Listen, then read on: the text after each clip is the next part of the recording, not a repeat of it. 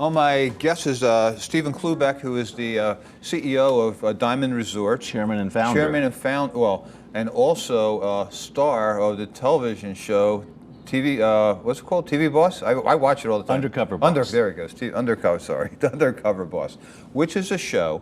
Now, let me, well, why don't you talk about it? You own resorts all over the world that have timeshares, correct? Yeah, timeshare hotel, golf. Right. And so Undercover Boss, what happened? They approached you? They approached me to go undercover at our various resorts and perform certain jobs within our resorts. And that was a total ruse. None of the team members knew about the show. And I actually said no at the beginning because I was very afraid of it tarnishing the brand. Right. But this is a TV show that takes executives and presidents and CEOs and puts a disguise on them and gives them manual labor and within their business, and they kind of like work up the different departments. You actually have no idea what job you're doing in the morning. You wake up at 6:30 in the morning, get ready for hair and makeup, and they tell you what job you're doing, and they give you a uniform. It's a little bit risky, isn't it, for you? It was. I was terrified of doing it the first show. Then I realized the power of learning how great our company had become and the things I needed to fix to make it an even better company. Yeah, when you hear unfiltered, your employees talking about the company and talking about the management. And talking about me, in front of me. Oh, and not knowing it's you. Well, in Las Vegas, you have some properties. You have the Polo Towers you've had for a long time, right? Built Polo Towers when I was 29. I went through a couple of generations of business successes, and then bought a company called Sunterra in 2007, which was a broken company for 20 years. Nobody thought it could be fixed because it failed so many times. Everyone actually bet against me in the industry. They gave me 6 months. Well, we survived, and we ended up buying many more companies. And today, we have close to 340 resorts in 34 countries, 45,000 beds approximately. Wow. We speak 16 languages, and what's great is we're headquartered out of Las Vegas. We're in Summerlin. Right, and so in Las Vegas, in addition to the Polo Towers, you have what, the Cancun Resort, Desert Paradise Resort, and some other affiliates in Las Vegas. That's great. Let's take a look at you and the Undercover Boss. Very funny. Okay. I was just about to go over my bill. I thought that you might be interested in some of the discrepancies we come across. Yeah. First of all, there's a card that give you 10% off discounts. And there's all these items that were not discounted because they didn't present the card ahead of time. I'm mortified. There were numerous discounts that should have been afforded. The entire bill was wrong. So many little things that I think need addressing. I was so upset that a guest was mistreated. It was very impossible for me to sit behind that desk hearing so many things that were wrong. And I was so frustrated, I couldn't stand it anymore. I am going to sit with them right now and try to go through it and hopefully... No, you're not. You're not. You're going to sit with me. I own this place. Stephen J. Cloobeck.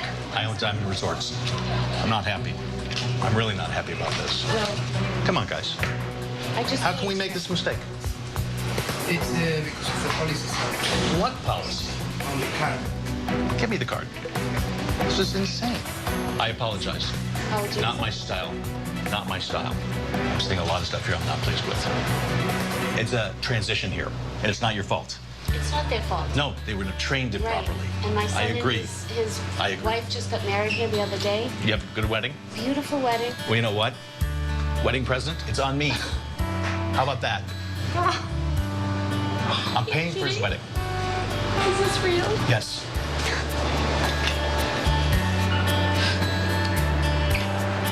I appreciate your business. Thank you so much.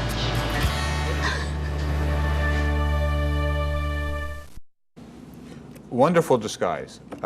Beard was real? Beard's real. Yeah. That white hair's real. The rest was dyed. Well, you told me that, but they actually pierced your ear for the show. I pierced ears. Yeah. They did it live on TV, and it hurt.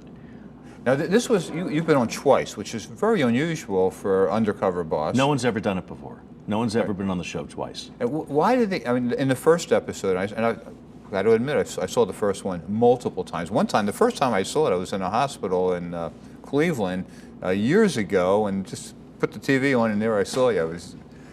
It helped my recovery, and because it was so entertaining. I mean, it was a great piece. But in that episode, you would be undercover, and then at the end of the episode, you would disclose yourself to the employees, and the employees that you did meet and bond with, you rewarded by, because you got into their personal life a little bit, and they had some personal issues, and you helped them out. I did, and I asked the producers, because I watched some of the other shows, and I saw that some of the other CEOs of different companies gave out gifts, like a gift certificate to a spa, or $5,000 donated to their dead widows charity. Right. And I saw that as really not great philanthropy, and I've always been a great philanthropist. So I asked the producers if I could just wing it and do what I felt comfortable doing. So I asked this one fella who lost everything with his wife, and she's a school teacher, and she's still teaching school and working at Costco, and he's shagging boxes at UPS from 3 in the morning till he comes to work at Diamond Resorts in Sedona. And I said to him, "What's your mortgage?" He goes, $1,500. I said, no. What's your mortgage? The balance. The balance of his mortgage. I said, you don't have a mortgage anymore. This guy was a 270-pound brawly guy, really hard worker. He started bawling. That's what we do. We take care of our team. We take care of our guests, because our team's taken care of, our guests are taken care of. And that's really the essence of Diamond Resorts. When you talk to any one of your employees, and you have thousands of employees. 15,000. 15,000 employees. Every one of them will have a personal story that I'm sure you would be able to empathize with. But you just can't pay everybody's mortgage. Stop. After I did the second show, I realized that we have taken care of so many people so far in these episodes that I wanted to do something special for the rest of our team worldwide. So I created a crisis fund in the company. I donated $1 million. The company matched it with $1 million. So we have $2 million available for any team member worldwide that has a crisis in their life. And there's a separate committee made up of team members that approve these expenditures, and it's available for anyone in the world. And we've helped hundreds of people within our company already that have issues with, perhaps they can't afford their deductible for medical issues, or they missed an electric bill, or they need help with tuition. So it really, really changed the dynamic and the culture of our company tremendously. Yeah, what a great program.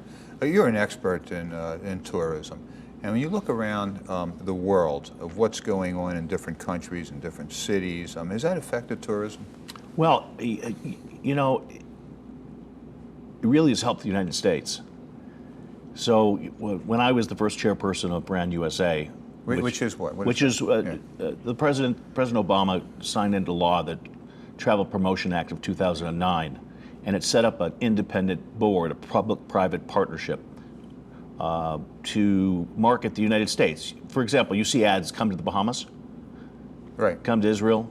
Now there are ads in other countries that say, come to the United States. The United States never marketed itself forever.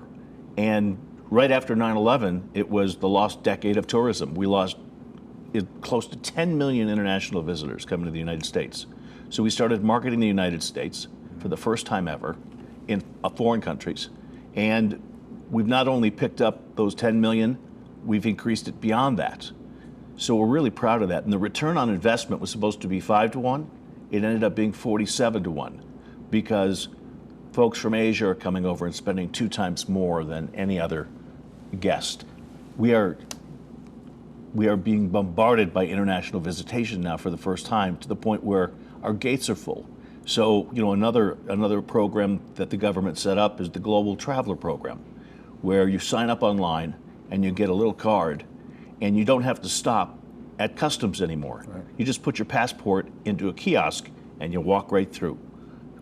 So So that you recommend that for American tourists? American tourists, Yes, coming leaving back the country. leaving the country. And with this marketing program, we also sat down with Customs and Borders, and we said to the head officer at that time, Tom Winkowski, I said, Mr. Winkowski, we're going to spend $200 million a year marketing the United States. Can you train your officers to smile and say, welcome to the United States? And they actually done a great job over the last few years doing that. Yeah, I've always had a pleasant experience, but bringing all these foreign tourists into the United States and into your resorts probably takes a lot of training of your staff, because every culture has, idiosyncrasies and habits and language issues that your staff needs to be trained on. 100%. We speak 16 languages at Diamond Resorts now throughout the world. And we don't operate the American style in Malaga, Spain, for example. We operate within that culture. But in the United States, for example, we had a guest that came to our Ka'anapali resort in Maui. And I happened to be there. And I was sitting talking to the guests for lunch, asking how their stay was. And the one guest was from Britain. And they wanted a proper kettle in their room, because it's not what we think a kettle is. Right. So they can have tea. So they were on their excursions in the afternoon. I made sure there was a proper kettle in their room when they got back. And that's what our team does. We listen. That sounds like a lot of fun. You remember when the MGM had that lion out front and they had to remove it because it was bad luck, I guess? Well, it was bad luck Yeah. because it was a stucco lion, if I remember correctly, a large stucco lion. Right. And, the Chinese didn't want to walk into the mouth of the lion. that was the lure there. Yeah, well, they didn't, culturally you have to do your homework. Yeah. I ran into you at the debate yesterday. What did you think of the Democratic debate? The Democratic debate was Hillary. It was nice that Bernie Sanders gave her a shout out to get over, the email crap that the Republicans have seemingly now, as Kevin McCarthy admitted, supplanted, evidence to go against her numerous times, not just in Benghazi, but with, the email stuff too. And that's been the longest congressional investigation in history. It's crazy. Yeah. It's crazy, and the other candidates that were there, other than Bernie Sanders and Hillary Clinton, I don't think they have a fighting chance. Right. And you think that, they didn't do so well, in my opinion. I was kind of embarrassed, in fact, for Lincoln Chaffee. But I think all of us were in the room. Yeah. And Jim Webb, he's, decorated war war hero. Yeah. I've met him numerous times. Just Lovely guy. Doesn't come across, huh? No, he was kind of whiny, and not prepared. Doesn't have any presidential stature whatsoever. What do you think of Hillary for president, Bernie Frank for vice president? Bernie Sanders. I'm sorry. Well, I just have a whole problem with his socialism. I don't know what a democratic socialist is, other than, taking from others and giving to others without. And to me, that's entitlement. Right. And I should know this, but I don't. I wonder if Joe Biden could run on a ticket as a vice president again.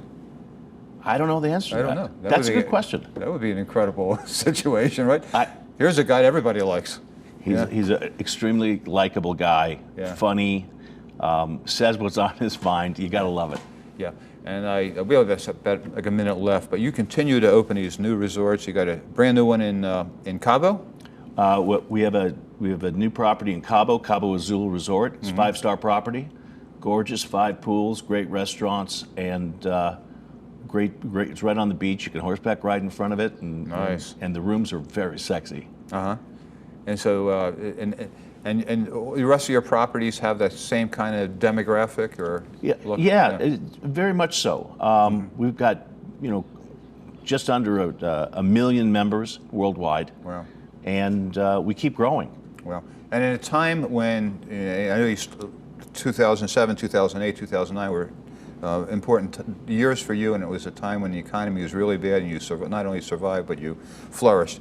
So, thank you for coming on today, Stephen Cloobeck, founder and chairman of Diamond Resorts. It's tough when you've been a CEO for 30 years and Yeah, change titles. You can change titles. So. Yeah, well, you're getting older. Yeah. See you next week.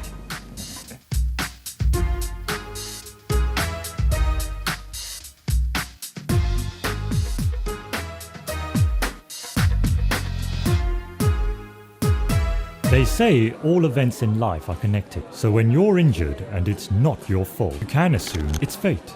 Or you can say, I don't deserve that, and call Ed Bernstein. With his help, universal balance is restored. Enough said. Call Ed.